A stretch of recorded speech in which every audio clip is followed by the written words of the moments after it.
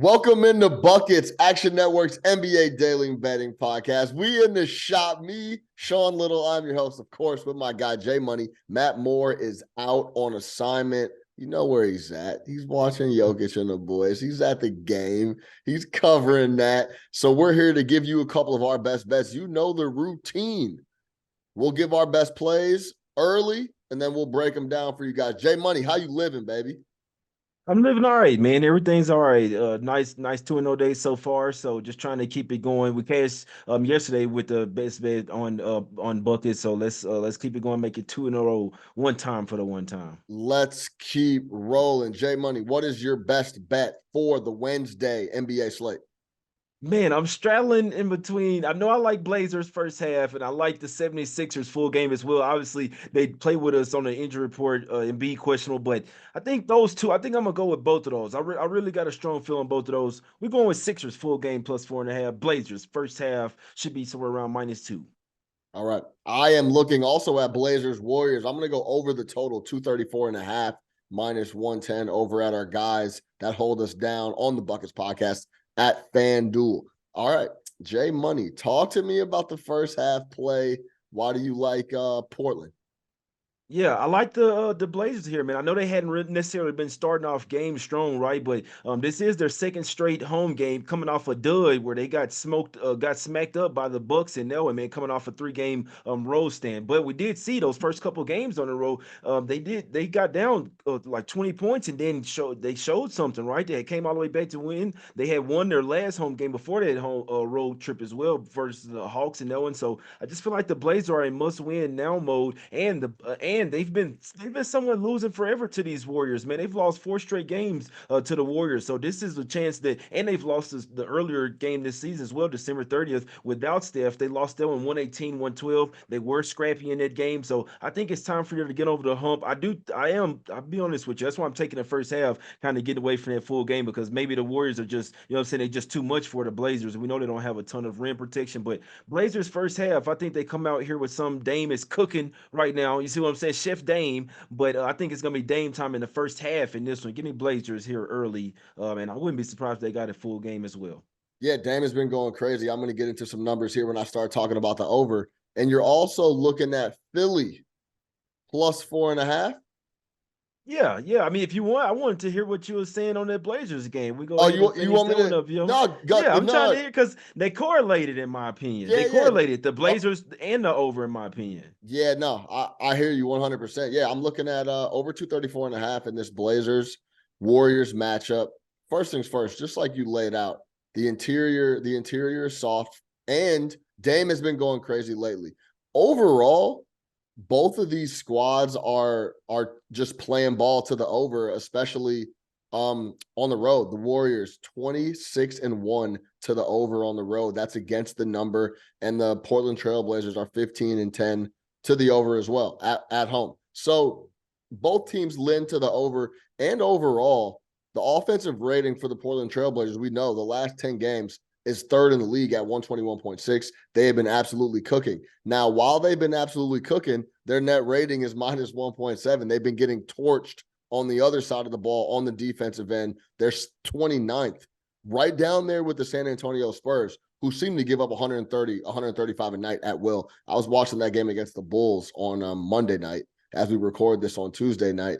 They got some guys out on the floor that don't even deserve to be in the NBA. Like let's be completely honest. So they giving up big numbers, and they're down there. Portland is with those guys. So this just feels like with Portland being back at home. This is their second game back at home. You know, we always talk about that Mhm. first game off a road trip. This is their second game back at the crib, coming off the loss to Milwaukee.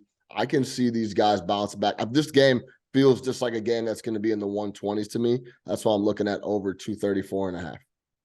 Yeah, I couldn't talk you off that, my guy. Like I said, I know no one's really gonna like the Blazers here, but this is one where I feel like Dame going up against the Warriors. He always has beats with them, obviously without Steph right now. And we know the Warriors they've been playing better on the road, but now you're without Steph on the road as well. So it's not right. They've been getting it done at the house without him, but now you step on the road here. Give me the Blazers here early, and that's what I'm liking. Blazers first half in this one, my brother.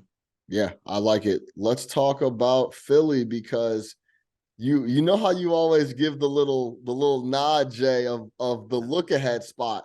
I'm already looking ahead to Friday when the Knicks go to Philly. I think that's going to be a really, really good spot to back Philly. I think they take care of business against the Knicks at home. The Knicks just got a big W against the Magic. They continue to grind out W's. They looked a little tired though against Orlando. They're going to have a couple days off, and then they're retiring Jalen Brunson's jersey in Philly. Then they're going to show up to Philadelphia to play the Sixers, who are going to potentially be coming off a tough spot here against Boston as well. But tell me why you like Philadelphia plus 4.5.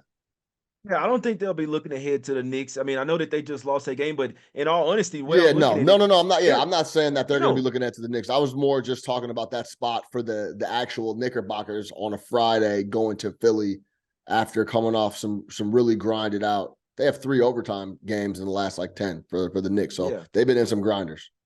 No, and what I'm saying is that I looked at it as well. Like, you know me, I always look ahead. I'm like, damn, they just lost to the Knicks, right? Could they be looking ahead to it? So I'm looking at myself, damn, could they be? But I'm like, no, they're going up against the Celtics here, man. The top team in the East. This is who they're trying to take the Celtics crown, right? So they're definitely finna take this game serious. And the Sixers were probably looking ahead to this game, in my opinion, right? They built a lead versus the Knicks. They kind of got comfortable and complacent. They're probably looking ahead to this game. So they just lost a national TV game. The next national TV game, I expect Embiid to show out in this one. And this is a revenge spot as well. These two teams faced off earlier this year. Right? The Sixers did. This was the first game of the year. Retiring Bill Russell. They you know what I'm saying. They did the under Bill Russell, all the good stuff. They lost 126-117 in Boston. But if you watch the game, the Sixers were in it. Basically, the first half really had a lead in that one, but they weren't ready to mesh, right? With guys like Milton coming off the bench and stuff, Maxey in his new role. Now the Sixers are balling. They're feeling themselves 8-2 straight up last 10 games.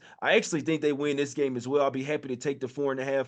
Obviously, Embiid's questionable. I don't think he'll miss the game for the world of them. You know what I'm saying? But I do think the Sixers get this win and take this game serious. And Celtics only 3-7 against the spread last 10 games. I'm rocking with some of these dogs, man, right before All-Star break, man. Give me the Sixers here, plus the 4.5. We eating Philly cheesesteaks tomorrow. Philadelphia 76ers 9-5 against the number as a underdog. And that's exactly what they're going to be in Boston. And yeah, Embiid lives on the injury report, lives there. He plays majority Last of the time. thing, Sean, last thing. The Sixers are fourth best in the NBA at 11-6 straight up, coming off a loss. Let's That's a big pass. number. I love that. I love that. And especially say this will be a perfect scenario for me. Boston wins the game by 3 points. You get the W with the points on Philly. Mm-hmm. Philly has now lost 2 straight. They're going home on a Friday night to play the Knicks. The number's going to be 6.5. Something of that sort. 6.5. They're going to win that game Smack by City. double digits. Smack City. Mm-hmm. Yes, Look sir. ahead to that spot. No matter what happens, I think it'll be a good spot for the Sixers to get a W, but especially if the Knicks especially if Philadelphia loses the game, they're gonna be in a big bounce back spot on a Friday against the Knicks. I really like that spot. Stay tuned there. All right, that's gonna do it. We're in and out of here on buckets for Wednesday NBA slate, February 8th. For J Money, I am your host, Sean Little. Always remember, get buckets. We'll see y'all tomorrow.